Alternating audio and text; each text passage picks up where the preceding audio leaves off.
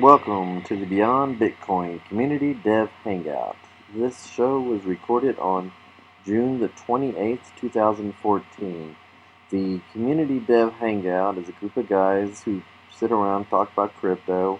We are joined by Dan Larimer of Bitshares, who shares his insight and gives us updates on Bitshares. We welcome anyone who has a Crypto 2.0 project or Bitcoin 2.0 or what have you.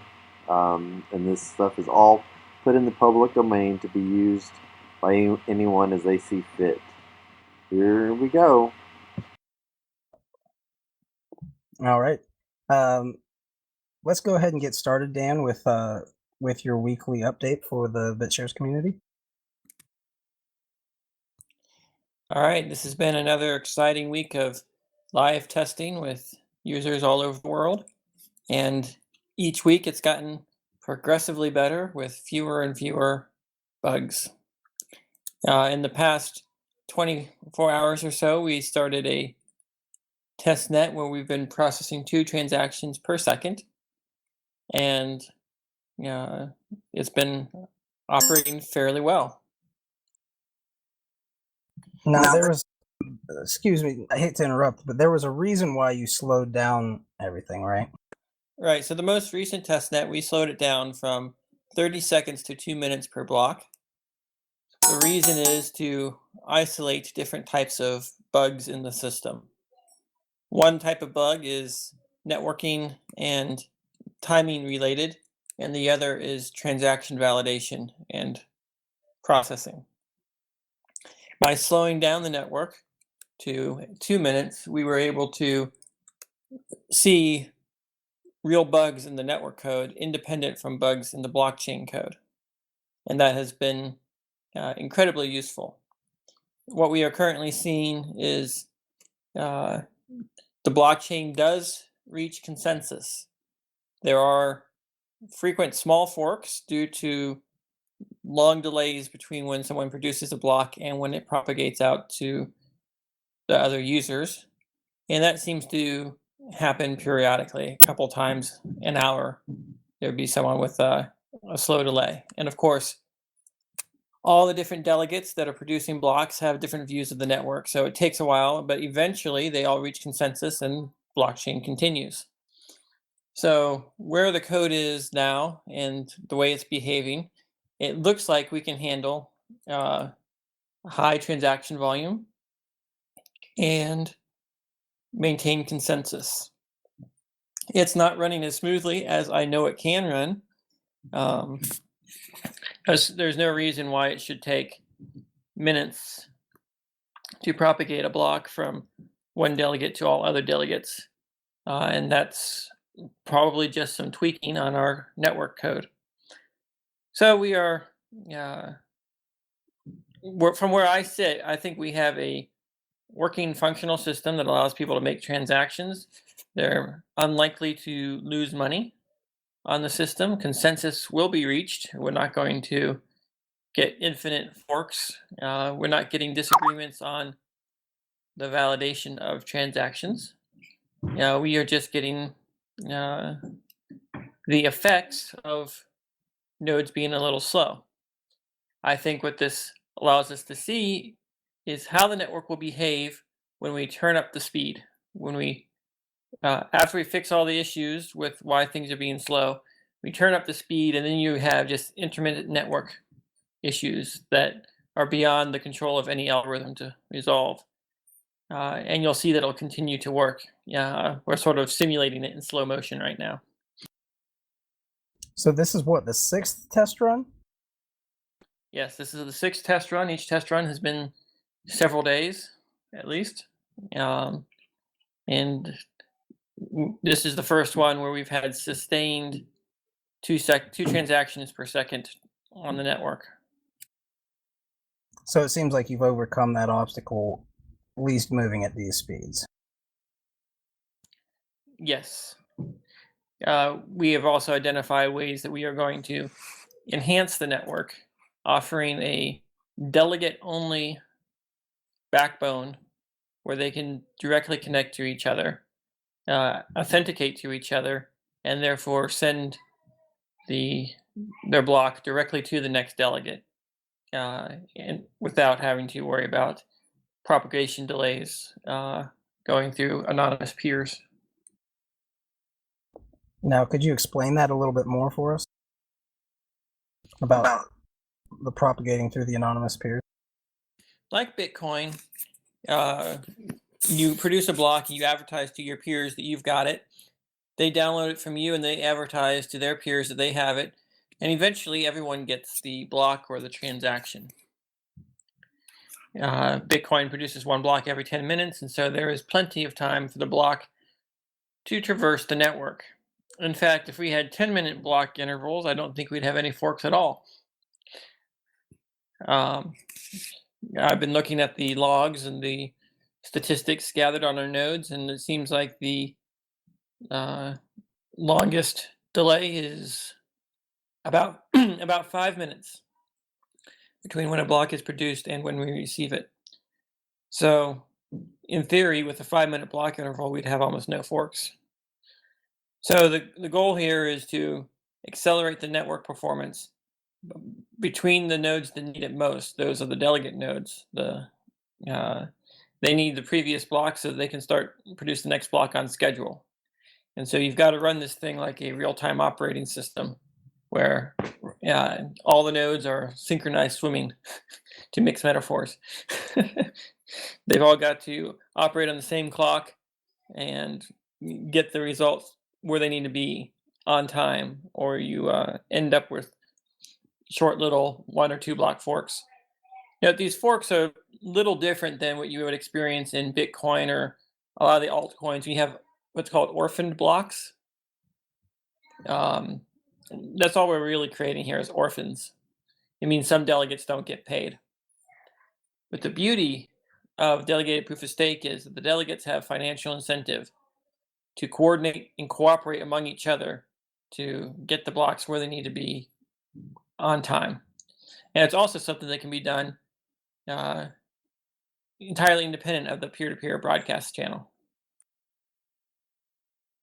So I guess this would be a good place to pull something in that's from the forums that they talked about that's similar to this. Has anybody here read DeLulo's post, Proof of Work versus DPOS? The worst miners delegates could do to the network. So it says basically it's assessing the differences between miners and delegates in securing the network and the damage that they can do if they become malevolent actors. I can sum up the differences pretty clearly based on real-world experience with miners. Sure. So miners can drive the difficulty very high and abandon you. They can produce blocks without including any transactions, and there's nothing you can do about it.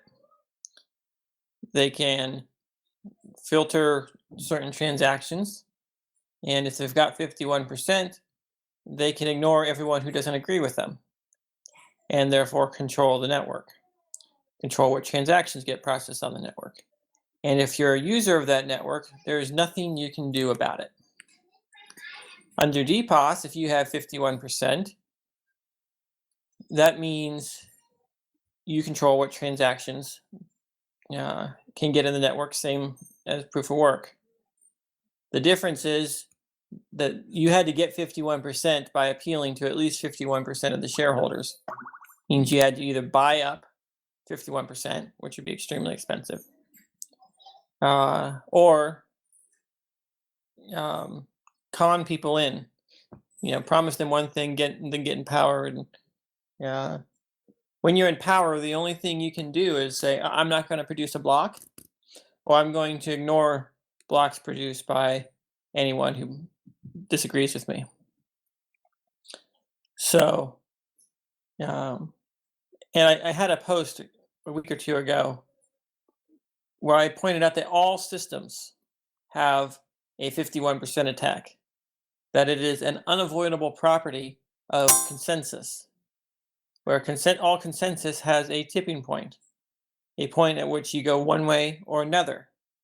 And you cannot avoid that tipping point, just analyzing it logically.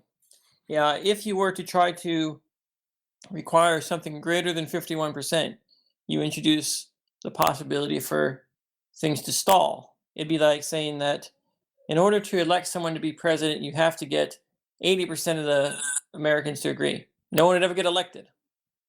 Likewise, if you try to enforce something other than 51% rule, then you could face a situation where no one could become a delegate because no one could agree. So 51% is the rule in any system. And it's just a question of who has control, how they keep that control, and what do the shareholders do if they elect a Hitler. Well, what happens if the 50, I read somewhere that over like a handful of people, like 150 total people owned way over 51% of the Bitcoin network.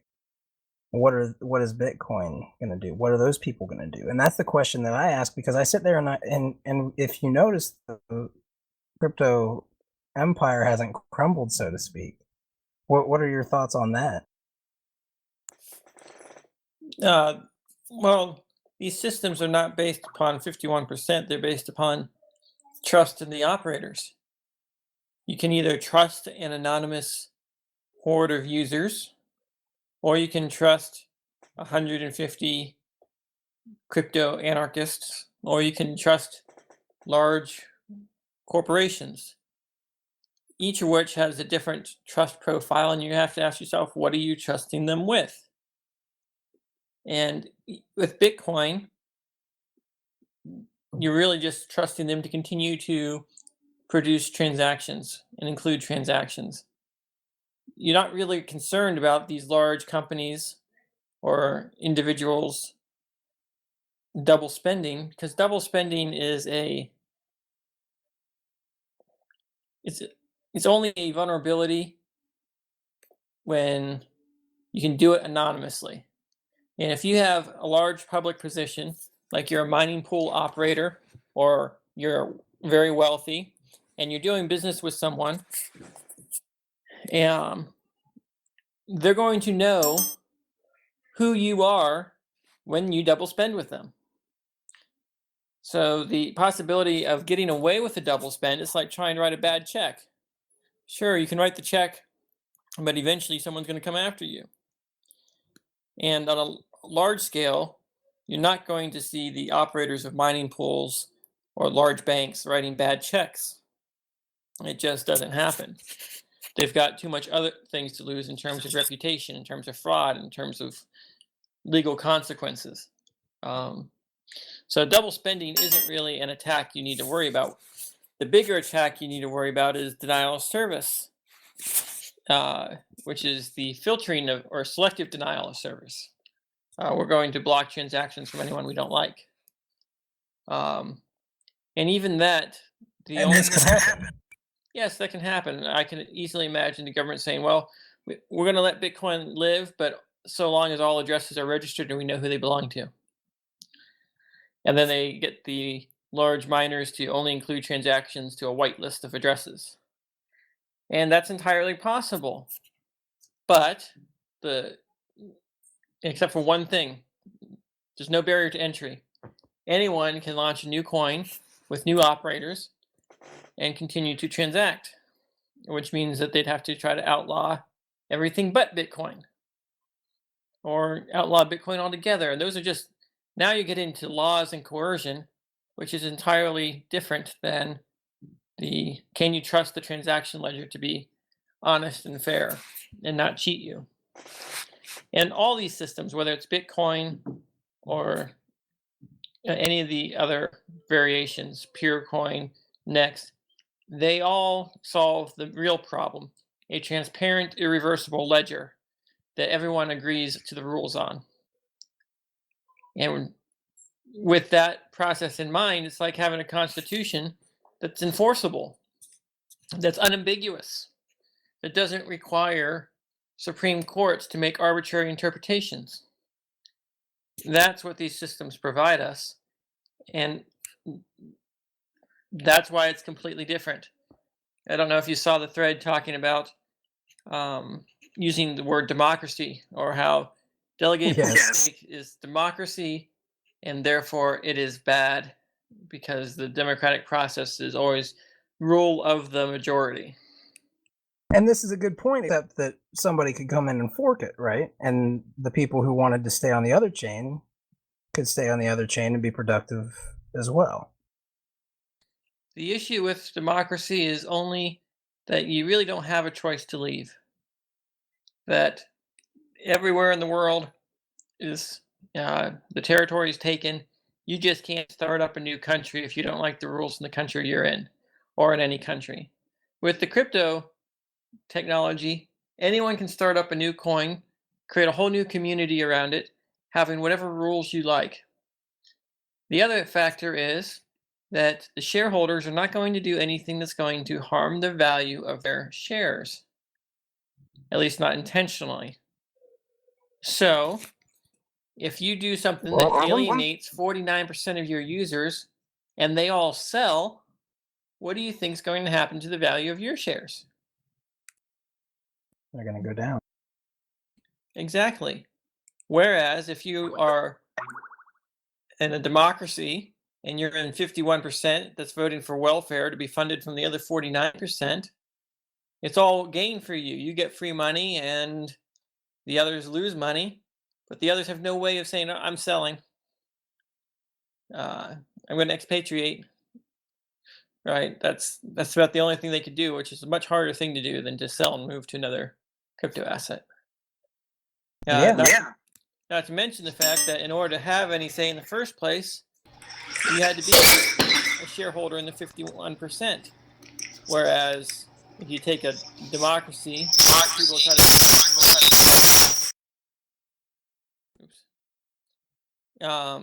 you end up with a situation. So in a regular democracy, people that have no vested interest in the system at all can vote to get stuff sent to them. And that changes the equation entirely because people are spending other people's money. And to become part of the ecosystem, they have to buy in, correct? Everyone had to buy in. So no one who buys in is going to want to do something that's going to cause half the people to leave.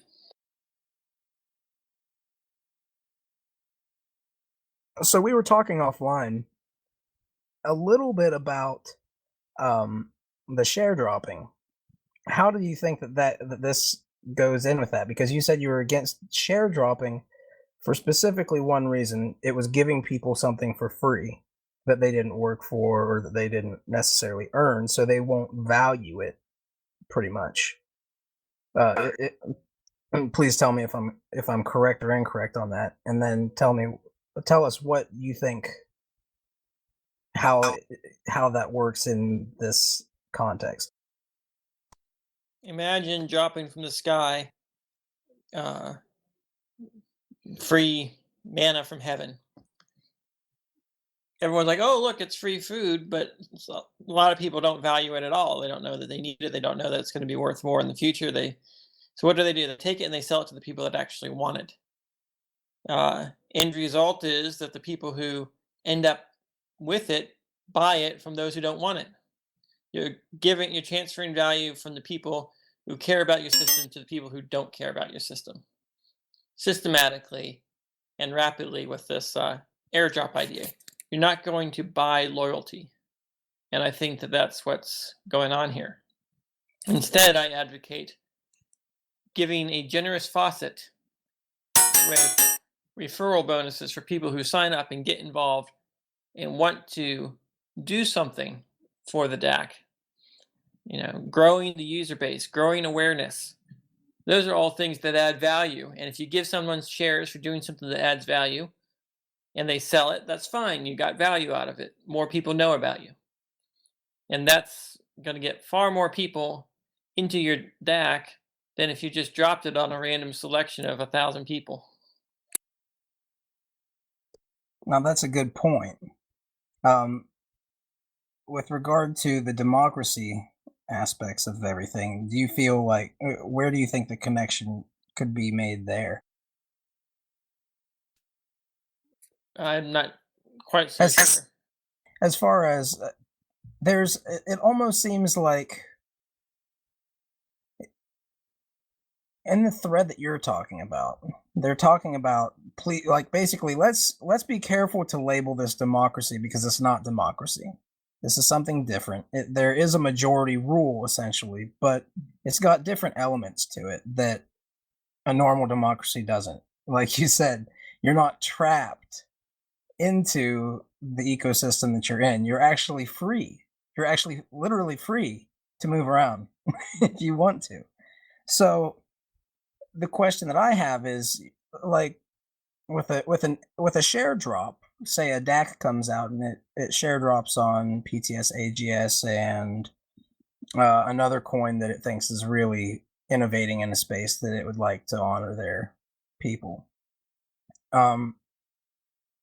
What is the difference there with regard to the politics of it and the economics of it, uh, as opposed to the share dropping idea, which was essentially taking and forking um, a decentralized exchange and cloning it and giving it to multiple coins? What's the difference between Yeah, between the two. decentralizing with AGS, PTS versus other coins? Between a DAC doing a share drop and essentially like the Bitshares community doing a share drop of, because if you look at you have the rules of the crypto universe written up, right? And it says you will be cloned. So if you will be cloned, then how do we have this issue where we're dealing with trying to get people to airdrop onto PTS AGS? We are trying to create this honor system essentially, right? Yes, it's an honor system. Yeah, no legal obligation to do anything. But there has to be an incentive somehow.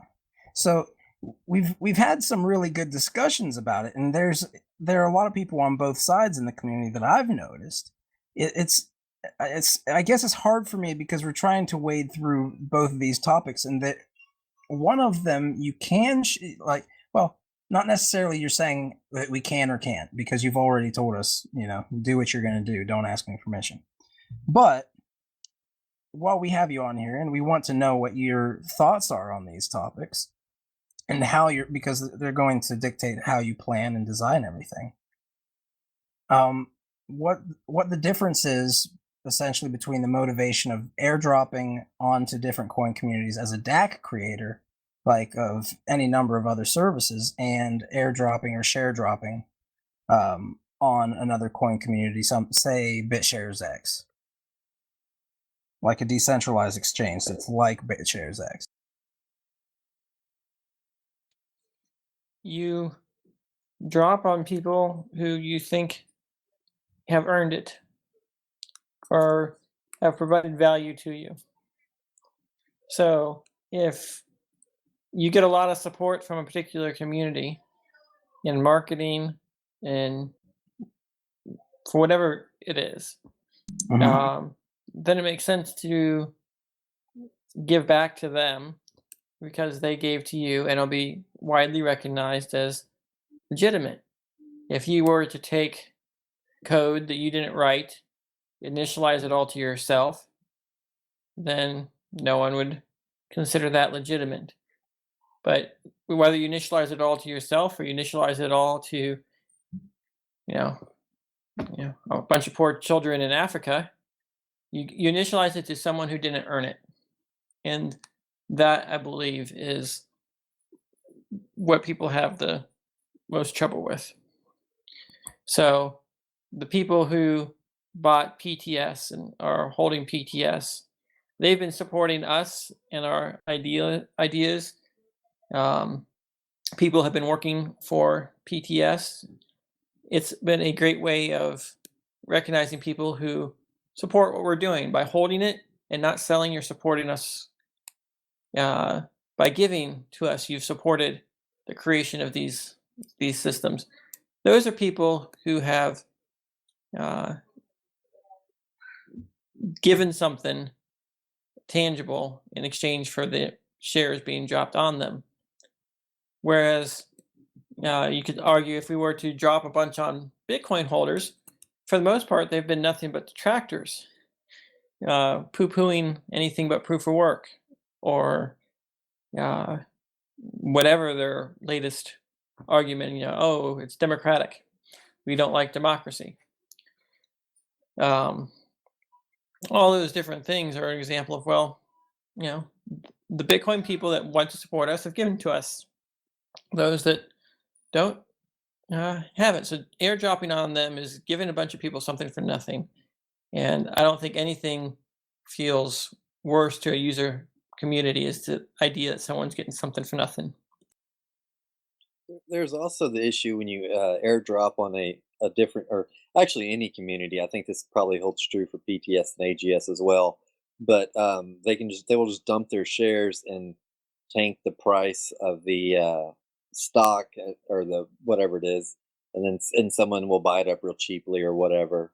And that won't make a lot of people very happy. It'll make some people very happy. But there are ways of mitigating this, and I know Bytemaster is well aware of this. But for those who don't read the forums, but you could make the airdrop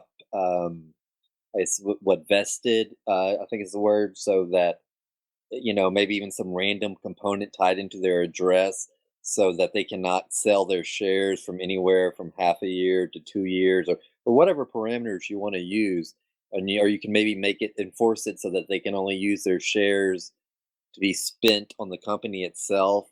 I mean, there are so many different ways that these airdrops can be performed.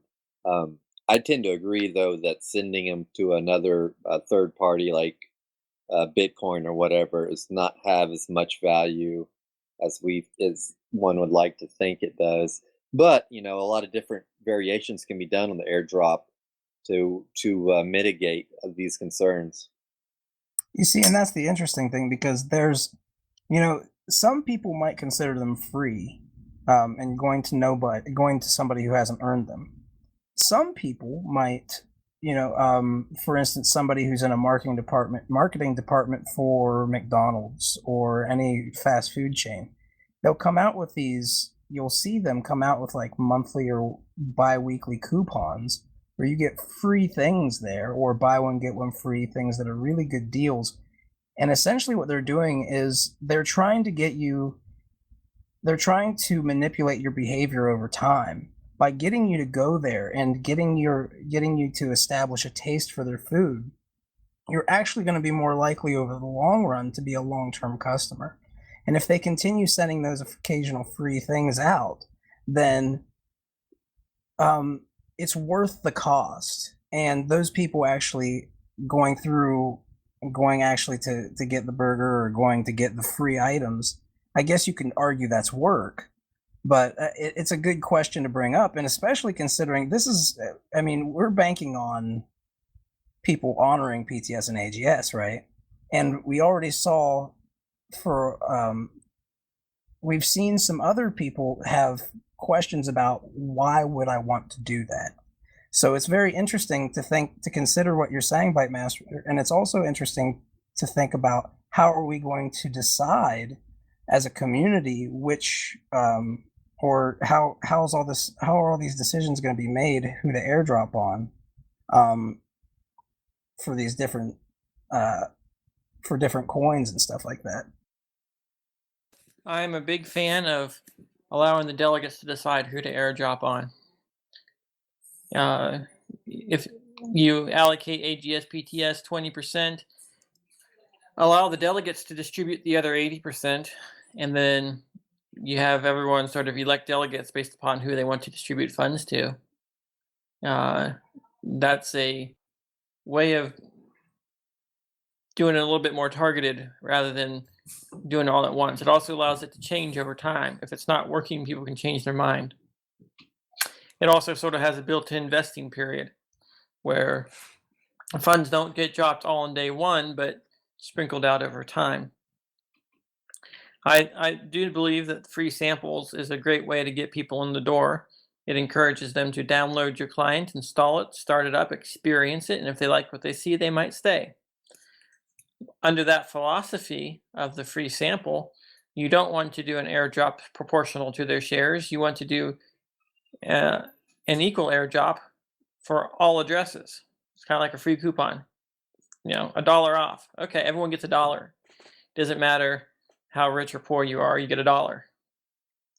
That has the marketing effects you like while being much cheaper. I also wanted to talk about a couple other subjects if people are okay with that. Sure.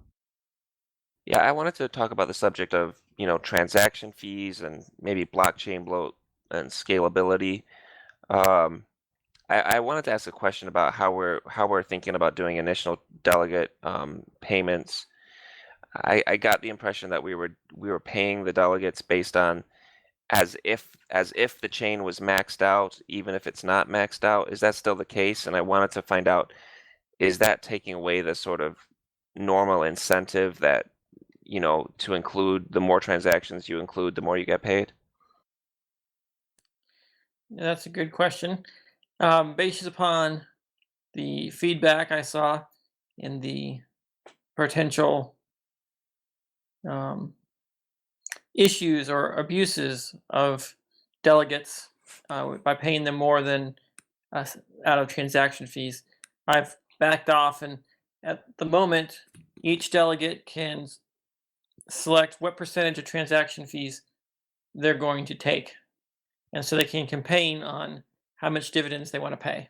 If they can be 50-50, they can require 100% of the fees, or they can be 0%, and the shareholders can elect delegates based on that. But they're only being paid out of fees right now. Okay, so they're only paid the fees that are actually in the transactions that they process, essentially. Exactly. Okay, great.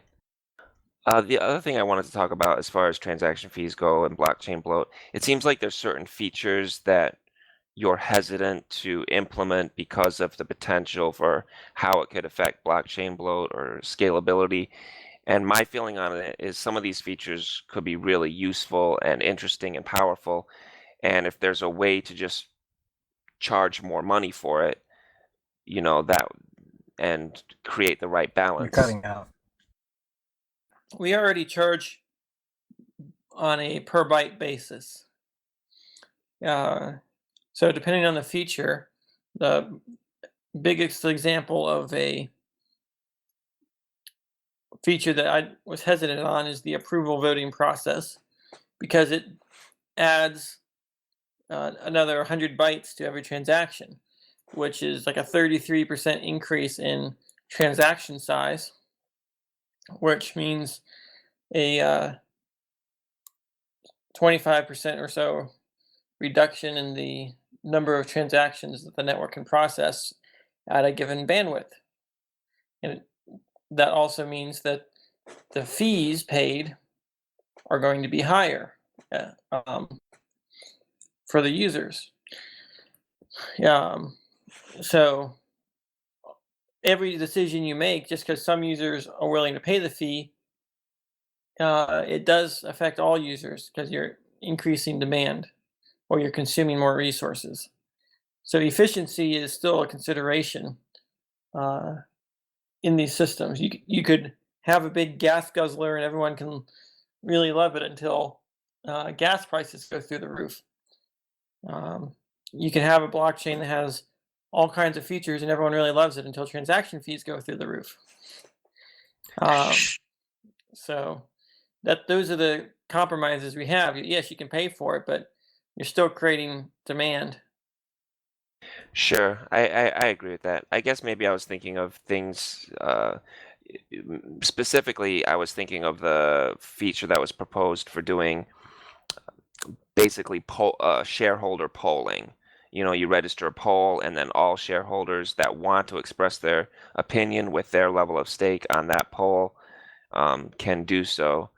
And I was thinking that's something that, obviously if people are using it a lot, it creates transaction fees, but it's not, no one's really required to do it if they don't want to, and you could charge however much it impacts the blockchain.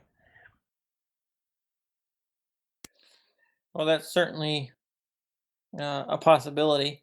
The thing you have to remember is every time you transfer funds, you have to specify what they're voting for. So if you're going to do a poll, you can't just have someone do one transaction and vote. If they transfer their shares, they have to reassert their vote. And if they spend to someone else, then that other person has to make another transaction to change that vote in that poll. So the interesting thing about how these systems work is whenever I send you money, I vote for my delegates, and you're going to then control money voting for the delegates I selected unless you spend it. Yeah, of course, I understand that. Yep. I guess so. The reason apply to polls. Yeah, so the reason you need to actually reassert your vote each time, is that somewhat related to blockchain pruning? Because I could imagine that it would be possible if you kept the full blockchain that you wouldn't need to say anything about your vote, and then you could just look back and see what the previous vote was and take that. Well, it gets a little bit more complicated when you combine inputs and outputs, and you do lots of different things. But the desire to have a polling feature is the entire concept behind the voting DAC that's under development.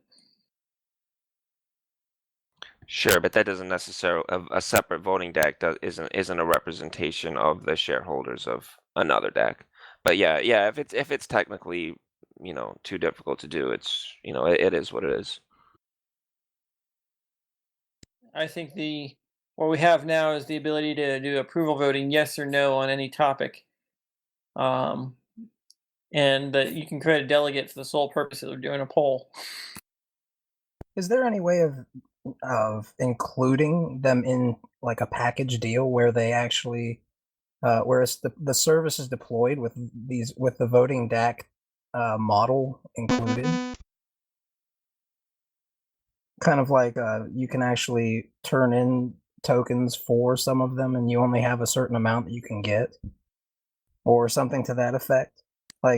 Yes, that's exactly the concept here, and yes, these things we're going to try to design as modular, so that in theory you could have one DAC that's got Bitshares X, Bitshares Me, voting, lotto, and all the other crazy ideas that are out there, all on one blockchain.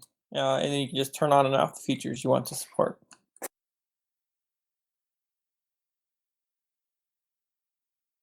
I wanted to bring up one other subject that I probably keep always pushing on, is the subject of being able to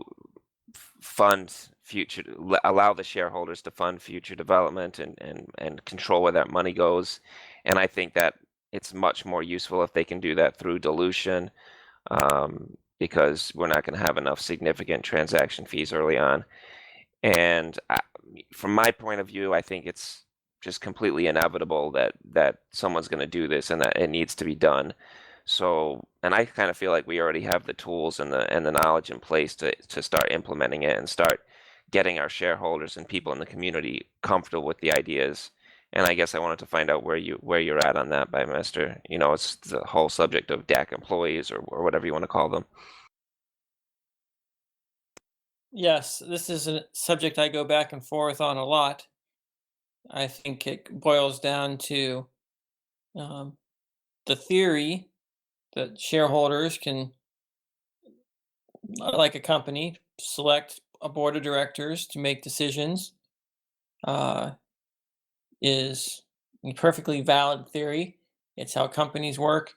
And in the case of a DAC, it could have great potential for funding employees to do things to help grow and promote the DAC. The counter argument is it's designed by committee. If the users might not necessarily know it's in their own best interest, when they're electing people. And perhaps the biggest potential threat in the entire thing is the selfish shareholder who decides, I'm going to vote for a delegate who's just going to give me the money. And of course, you have to ask yourself, well, gosh, if I vote for this guy who's just going to give me the money, then I profit and I'll let someone else fund development. So that's the trade-off we have here. Now, perhaps you can get a set of shareholders that all agree on a particular philosophy, and you can avoid that that problem. But I don't know how that would go. I think that the thing that keeps it all in check is if a lot of people start doing that, people start selling the shares and it starts going down in value, and people realize, hey, I lose more money by trying to elect a delegate that's going to pay me shares than I would if the system was actually functioning. So I think there's a interesting prisoner's dilemma in that thing where if people cooperate, it can be extremely successful. And if people work against each other, the whole system can fail. Out of curiosity, what's keeping, I mean, this is the thing that's interesting to me is this type of technology can be essentially cloned and tested under multiple different test nets, if you will, or use cases. Why not essentially do something like that since you can, and then let the strongest survive and snapshot it so everybody has an equal stake in every one? I highly support that philosophy.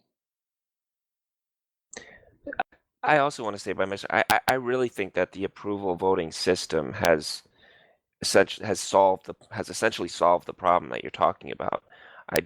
As far as voting for somebody who's going to give the money back to you, I don't think that's really possible if you're using approval voting. I don't think the incentives work that way. Can you explain? I think that you're probably right. It's one of those things that no one's going to vote for them until everyone votes for them. It's like, oh, you don't have hyperinflation until everyone decides there's going to be hyperinflation.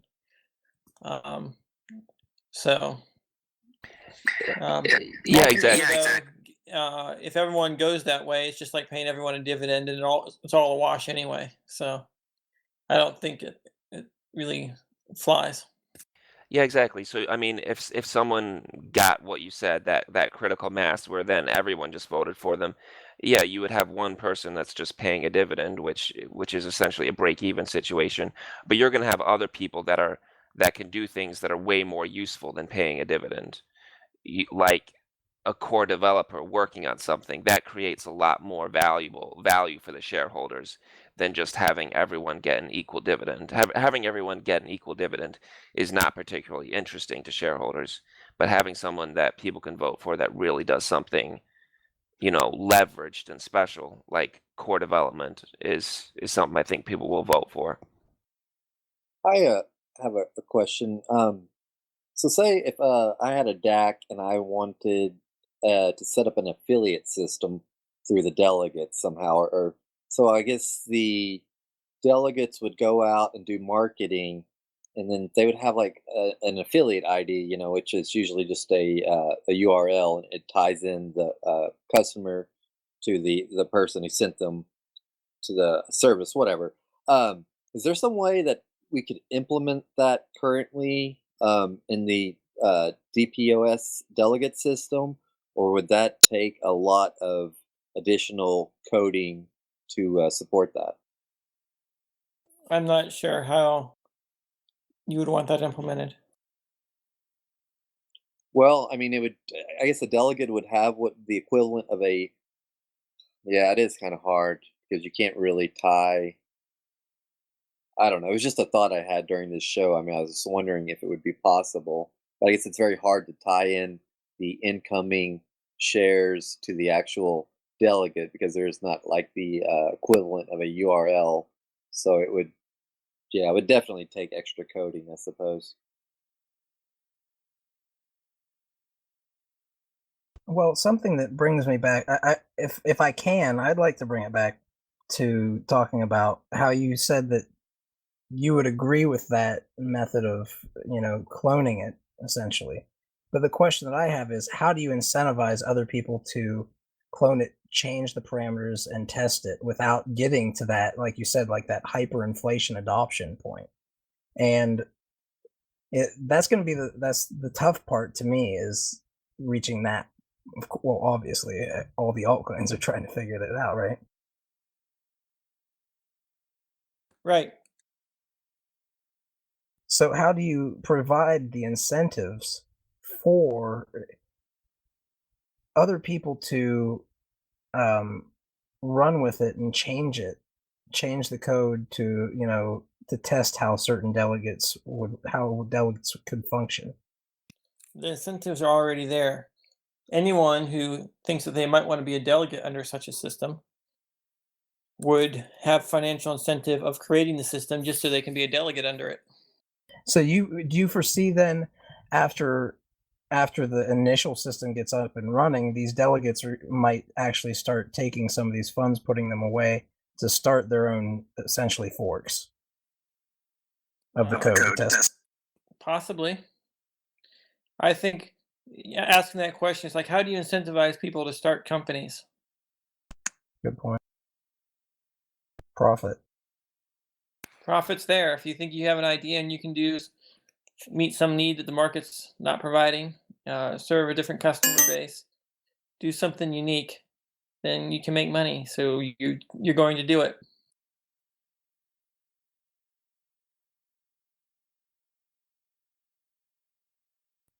Does anybody else have any opinions on this?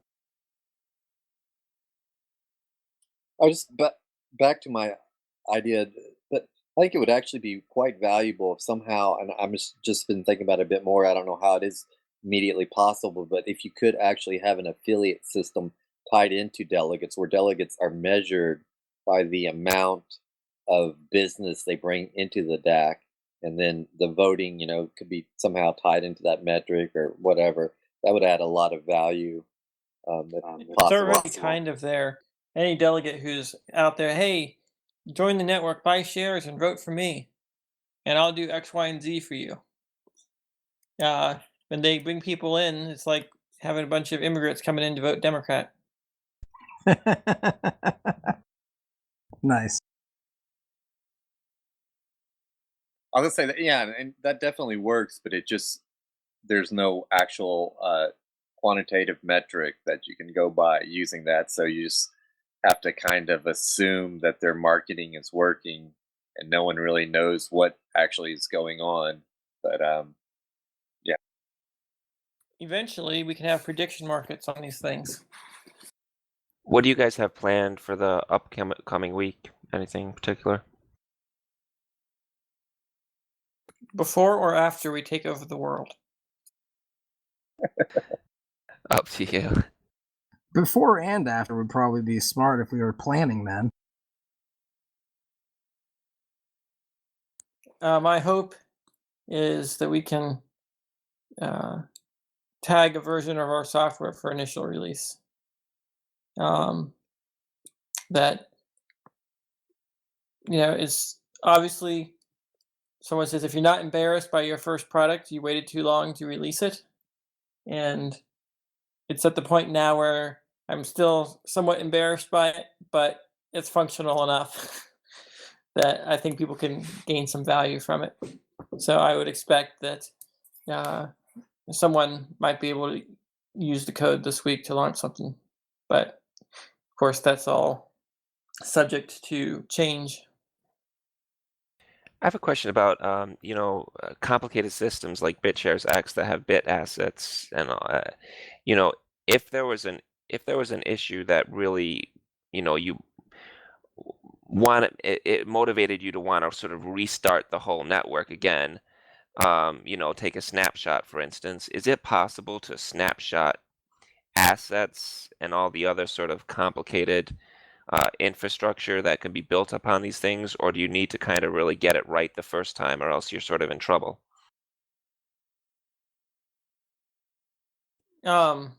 Well, with the bit assets, you can't snapshot those because the starting value, the ratios are all different. So you probably end up with immediate margin calls on everything. So you can do a hard fork. You bring everyone along with you. But that's just kind of like a network upgrade. So I think the way I would like to see these things evolve is through a series of hard forks rather than a snapshot and two guys going on in parallel. It's probably the most productive way of growing the system early on. Once the system is mature, and it's very hard to get consensus on change, then you're going to have to use the snapshot approach. And when you do the snapshot, you'll probably only be able to honor the core shares of the DAC and none of the derivatives. Gotcha. I keep want to pushing on this issue. I think we really should think hard about trying to implement, pay an ability for shareholders to pay, advocates or employees. I think it's just so important. And even if we didn't implement it in, Bitshares X immediately, I think we have to consider that it's something that we are probably going to have to, in my opinion anyway, eventually to be competitive. Or we could try it out in like a lotto deck or something that's not very central or critical. But I think if we implemented it in a lottery deck, you'd really see the power of it. If you have, if you can pay employees that are selling lottery tickets and things like that, I think it would make a big difference over a standard lottery deck that doesn't have those incentives. Are you talking about essentially somebody could go print their own lottery tickets from the Bitshares Lotto and then actually sell them on the streets? No, I think he means that is out there marketing and getting people to sign up and play the lotto. Yeah, putting ads on billboards on the side of the highway saying $1 million jackpot, play now. Gotcha. Even that, but I think it actually would be possible. Maybe it's even along the lines of what Dak had said, to actually have a lotto deck where people are able to sell lotto tickets and get a commission on them. But yeah. Well, I know for a fact, this is from my little experience over in the Philippines. They have lotteries where they run around all the time selling tickets. It's not like a government regulated thing. They sell tickets to lotteries for all kinds of stuff. So I could see in the third world people being able to do that, as far as maybe not making a bunch of money, but if you're going to sit there on the side of on the corner of the road selling cigarettes and bubble gum, that might be something else you could sell. Selling a lottery ticket on a DAC is kind of like selling a paper wallet. How do you know they don't still have the private key? Yeah, I maybe haven't thought about it extensively, but I would have just, that would be a way to, if nothing else, all the person has to do is, have something that's not even on the deck, just a sign-up sheet where everyone, I don't know, I would think there would be a way for somebody to say, yeah, all these people that bought tickets, they did it through me. But I could be wrong. I would think there would be a way. The way that you would do that is sort of how the charity DAC was going to work. Is when you buy a lottery ticket, you can specify who referred you, and whoever referred you gets a kickback. Yeah, something like that. So every single time, I mean, that could be a problem, right? Or is it like a capped one-time deal? You get a kickback out of a percentage of the sale ticket, and it basically is the rake for the lottery.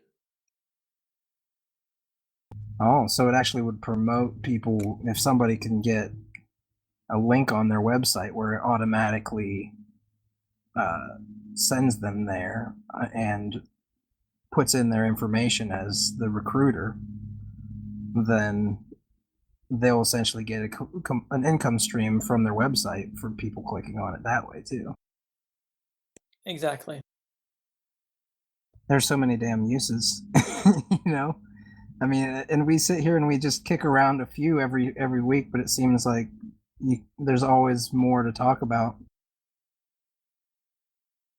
But with that, I would like to ask. I am so heads down in the Bitshares development. What is your guys' perspective on the status and progress of the other projects out there? I don't think anything really compares, to be honest. I think we're way ahead of the game. I still think we need to implement DAC employees, and I think without that, there's still a flaw there. I think that's kind of a flaw that we don't have that implemented. I hate to be that negative, but I think, there was just an article on CoinDesk from Mike Hearn that said Bitcoin development has essentially ground to nothing. Coin development is essentially at a standstill, and that's because no one is financially incentivized to develop Bitcoin, and I think that's a problem that we need to solve. But I don't think anybody else, Next or anybody else, can compete. And one of the reasons is because Next, there's no real financial incentive again to work on developing Next. I think they have like one developer that's really doing much work.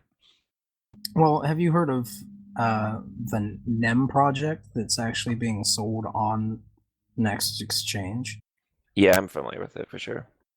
You see, things like this potentially, in my eyes, could throw a chink in that opinion, because if you have something that becomes really popular on that exchange, then people are going to start wanting to flow there to find other things that become more popular and worth a lot more. More money is going to flow into NXT as a currency, essentially, that's used to purchase these things on the exchange, which means the value of NXT will go up, which in my eyes would draw more investors and potential people to work on projects. Of course, that's just my way of looking at it. What you have here is the group trap. If you've got 100 people and they say we're all going to do 1% of the work and progress. Well, somebody says, I'm not going to do my 1%. I'll let everyone else do it. So they sit there, they don't do anything. Everyone else does their 1%, and he gets a free ride. Well, the way these systems operate, everyone who owns Bitcoin gets a free ride. If someone says, I'm going to pay for development of Bitcoin, they're not getting a return proportional to their investment because it's being split among all other Bitcoin holders. So every system, whether it's Next or even Bitshares, suffers from this group trap, this concept that someone who does 100% of the work only gets 1% of the reward. Or somebody that does no work gets 100% of or their share of the reward. And that is the incentive model that causes communism and socialism to fail. You cannot have a situation where someone can do nothing and get a reward, or that where the people that do something only get a fraction of the reward. And that's the real strength I see in being able to pay delegates with dilution, because dilution forces everyone to pay, and hopefully that person is producing the value, but at least there's no longer the question of is everyone investing in the network. I totally agree with you, Bytemaster. I do want to say that when you do dilution, you need to be really. It needs to be something where the shareholders feel like they had a say in it. I think if you do dilution and you do it by vote, then nobody can say anything. But if you do dilution sort of hard coded into it, a lot of people who don't understand dilution are going to think you're trying to, create 101 spigots. You're trying to, dilute them into oblivion and run off with the money. So I think it needs to be done via shareholder vote. And my personal preference again is to decouple it from delegates, because delegates are specialized at one thing, and people could be paid for a lot of others that they're. But yeah. Anyway, you can't decouple it from delegates and leave it in the shareholder vote. It's already difficult enough to have the shareholders vote on 101 delegates, let alone also vote on other people to do other things. But what I did do is tie it so that each delegate can select what % of their allotted pay they're going to keep and which part's going to be destroyed. So the users can vote for delegates that will basically predefine what their dilution strategy is. You don't have to trust the delegate. The delegate's going to get paid what they said, and the rest is going to be given back to the shareholders. Yep. So from that perspective, unless you elect a delegate who is going to do something valuable, by default, the shareholders get all the money and there is no dilution. Okay, so but right now the dilution is not possible at all because delegates are only paid transaction fees. So even if delegates kept everything, they wouldn't be diluting the shareholders. I mean, I guess my simple solution, yeah, that creates less bloat than actually having employees, would be just to have people vote on a delegate bonus. Just a broad-based, applies to every single delegate, but you can vote on a delegate bonus, like a 1% per year bonus. Obviously, it's not paid off annually; it's paid daily or whatever. But you can assign a delegate bonus so that if you think delegates are reinvesting in the system, you can increase that and leverage that up from just transaction fees. So are you saying that essentially I could, as a user, say, okay, well, this delegate's saying that they want 1% transaction fee, or I'm going to bump it up to 2% because this delegate is actually giving most of the proceeds to something I believe in, or something to that effect, or is going to help fund a Kickstarter type of thing for a Bitshares project, or any number of other things. Yeah, but I was saying it applies globally to all delegates. But yeah. Well, that's the question that I have, because if it's going to do that, then aren't you kind of like forcing something that you can't really? You're taking it out of the market of ideas. Essentially, you're saying it has to be this, and then you're going to charge this no matter what to all the delegates. And what's keeping them from just saying, I don't want to do that? I think we already have that system in place. If you look at it as taking the average of the delegates' pay, each delegate says, I'm going to work for pay X, and I'm going to give back pay Y. The shareholders all vote for the delegates. The net effect is that on average, there's going to be a certain amount of pay per delegate. And some delegates are going to get paid more, some are going to get paid less. But you end up with an average, which is effectively the number you're looking for. If you think the delegate should be paid more, you vote for delegates that ask for more money because they promise more. And if you don't think that they should be paid that much, you vote for delegates that aren't asking for as much. And in that way, you're still in control of the pay just by selecting who you're voting for. Instead of saying, I'm going to vote for you, but I'm only going to give you 1 penny a year. I'm sorry, I don't want the job for 1 penny a year. Yeah, you're totally right, and I think that system is awesome, Bytemaster. I'm just saying right now, there's a pay cap on delegates. Right. In the future, the pay cap would be higher for other systems.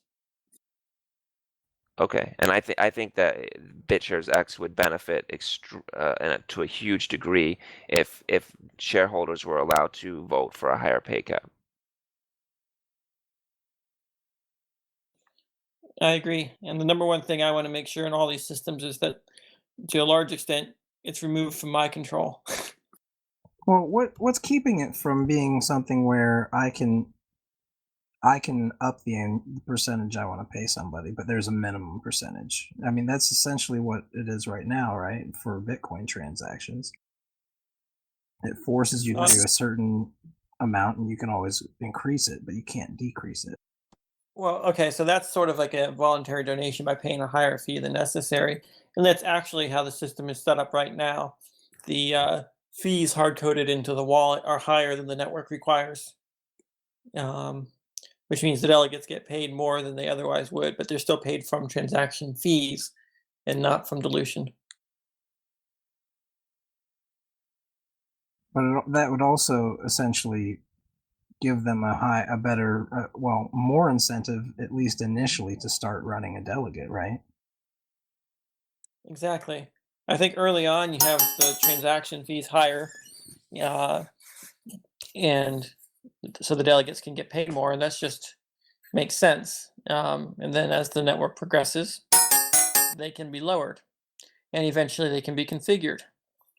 The network only enforces a minimum transaction fee based upon transaction volume, and that's just to prevent spam. But right now, the wallet generates a transaction fee that's several times the minimum.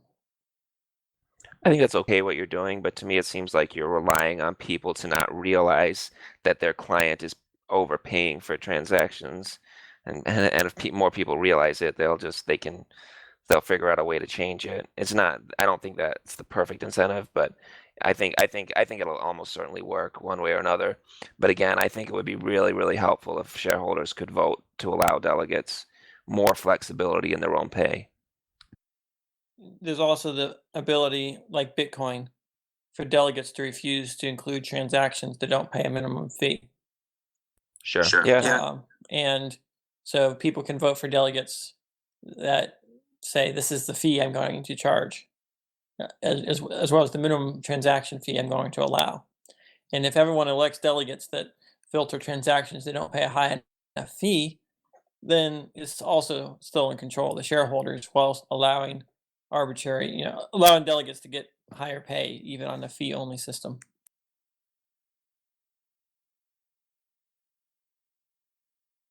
Okay. Not my preferred way of doing it, but it seems like it works. Yeah. I mean, it currently works with Bitcoin. That's a system that actually is okay with Bitcoin right now, right? I mean, that's something that's not necessarily flawed. Well, on the fee issue, I think there is a lot of flexibility there. And the only thing the network needs to do is provide the minimum fee necessary to prevent spam. And everything else can be in the control of the shareholders. Dilution, it's a single constant you can change and release a new DAC. I think there are a lot of people that think like you, and that because there's a lot of people that think that's a really good idea, that it should be created because those people will go and try to market and sell and make it successful. And then having them compete side by side is probably the best way to show what works. Some people say, yeah, I'll let one system work and pay for the development, and then we'll clone it after they've got all that support. But I think a lot of the dilution goes to building the network effect. So it'll be really interesting to see how this all plays out. But this is the ultimate in free market competition, low barriers to entry. So expect to see prices driven to zero. It's going to be really cool. I'll say one thing on my part. Thank you guys for showing up again. Thanks, Bytemaster, for giving the community updates every week. To anybody who's listening, you're more than welcome to come on here and ask questions. He answers them for all of us. Agent, thanks for coming on and asking some of the tough questions, because we need to ask some of these things, and I don't have whatever it is that you have to be able to ask these questions. So thank you, man. Other than that, I guess we'll meet up next Saturday.